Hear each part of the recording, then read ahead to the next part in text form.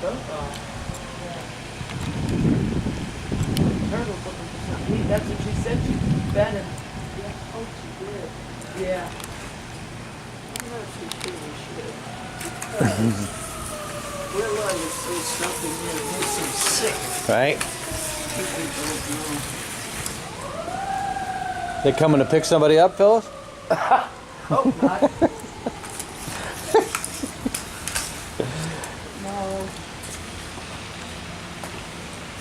They come here all the time. It's not even exciting anymore. It used to be exciting.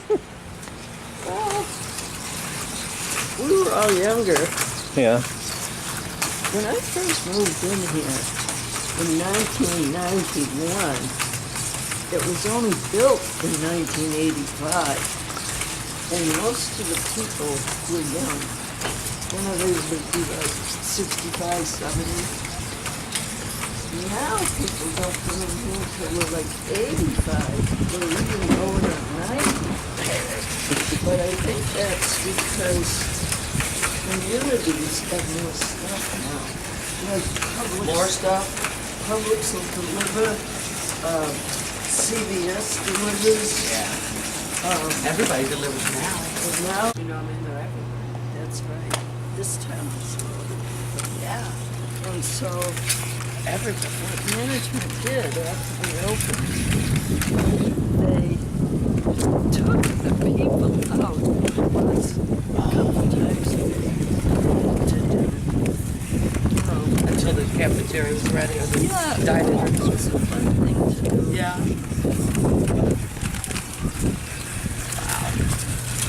So local here Did you and your husband, did you cook in the unit a lot? breakfast and lunch. But now, on the second floor balcony, you can get breakfast.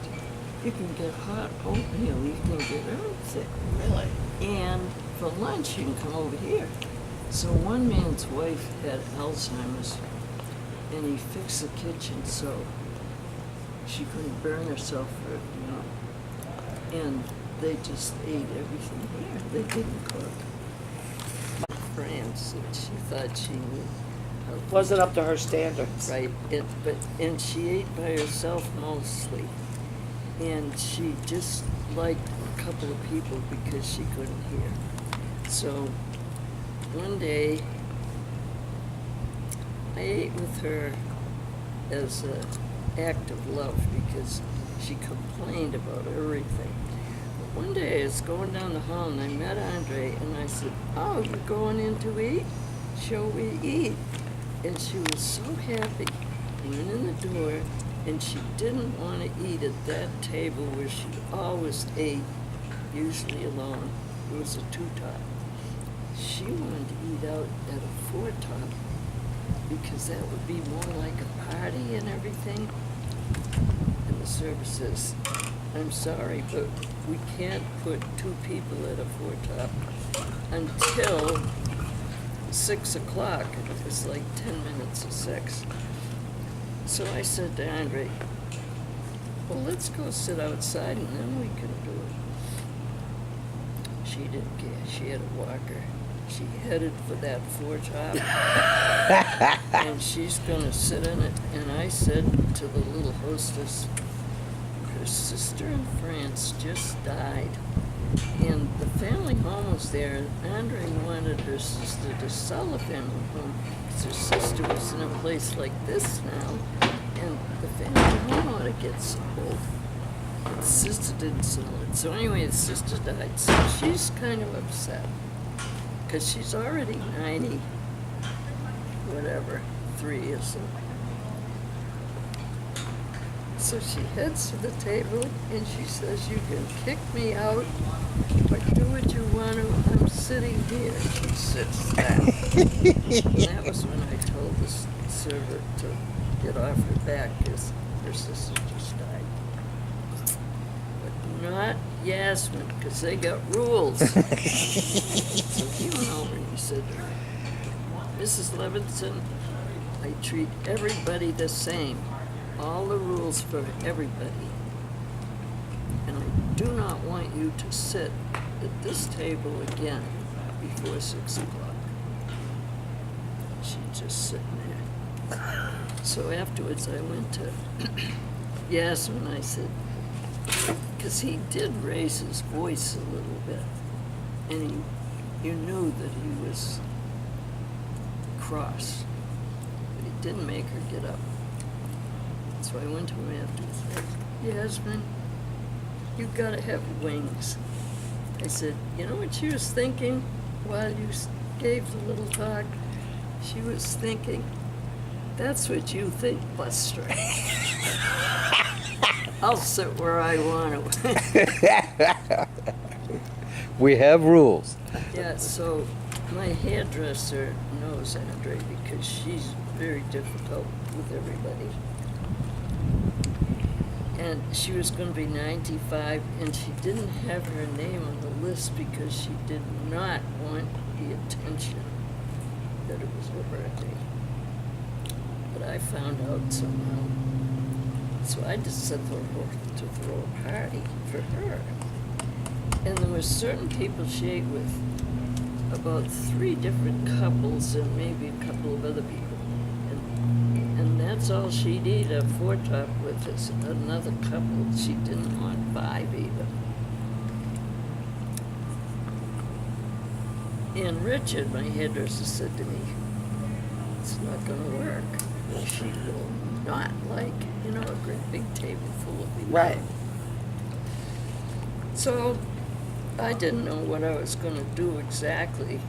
But she called me up the day before. And she said,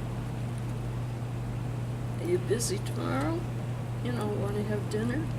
And I said, let's see. Yeah, I said, I'm free, I can do it. It's her birthday. And she didn't want to be alone. And I knew that, but she didn't know I knew. So for the center of the table, instead of flowers, I had one of those edible bouquets. Yeah. With all that fruit and stuff. And I said, I'll pick you up at your door. She lived next door. We walked into the dining room and all those people were at their table. And she was happy. She didn't mind. Because it was all those people. She wrote me a letter afterwards to thank me. So, but if you're alone in the world, Sometimes you don't know what you want. and you're 95 and you're alone in the world, and your sister just died, there's nobody in the world. What would that be? I threw her 96th birthday too. And You just didn't take the hint.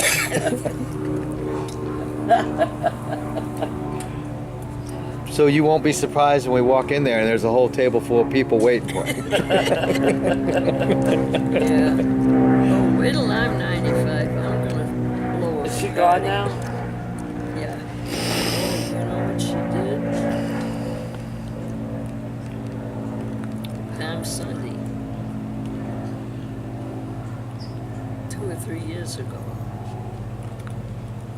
she was walking out of the dining room on her walker, and she stopped, and Alex said to her, are you okay?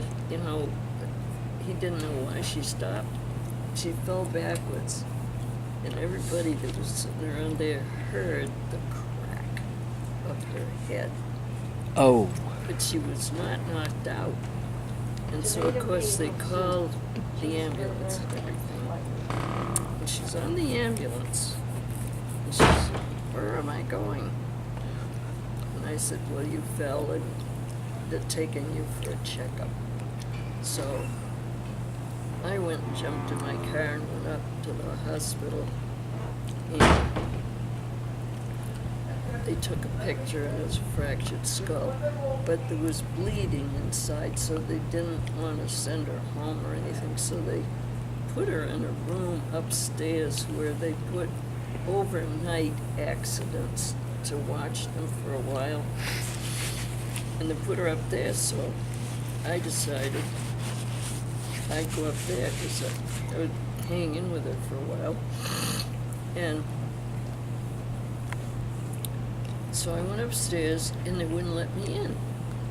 And they said, you know, you're relative. And I said, no, but I came here with her. And he said, I need identification.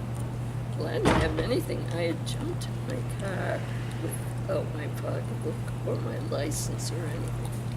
I said, I don't have anything. I was downstairs with her. The guy is standing there with a gun. And so he looked, and sure enough, there was a picture of me that they took when I came in with her. What I found out was that in our accident room, you don't know who is coming in. If somebody's been shot and somebody meant to kill him but didn't quite do it, you know, he's gonna come in and finish. Who knows? Yeah, I had to get a badge to wear when he was down there. Yeah. So they were being very careful about who they let in, Right. because it's kind of a spooky place. And even if somebody might come in there with a gun, Right. because I don't know. They have to be careful. So the next day was Palm Sunday. And I went to church. And I got palms, because we all do when it's Palm Sunday. And I went in to see her. And they were going to keep her there another day. And the bleeding stopped in her brain. And I had the palms, and she said, oh, that's my good luck symbol, she said. You keep them for me when I get home and, you know, put them in water or something. So when she got discharged, she came here, and of course she died because if you slam your brain and it cuts it, there's something that happens to that wound in your brain that can't heal, really. You know, like they're learning that, there's my friend. Hi, Bill. You want to meet my nephew? Come meet my nephew. He worked for the CIA. Now, I've never asked him anything about what he does, you know. That would be interesting, wouldn't it? But what he did. Phyliss, yeah, you're causing trouble again? Yes. If I can. Who's that? You'll see. Therapist. How are you? Daniel. What's up? I mean, Careful. Dustin. Hold on. How are you? I want to tell you something. Uh-oh. Okay, let me walk her in real quick, and then you're gonna be sitting out here. I'll come see Right you. here. I'll come see you. Oh, he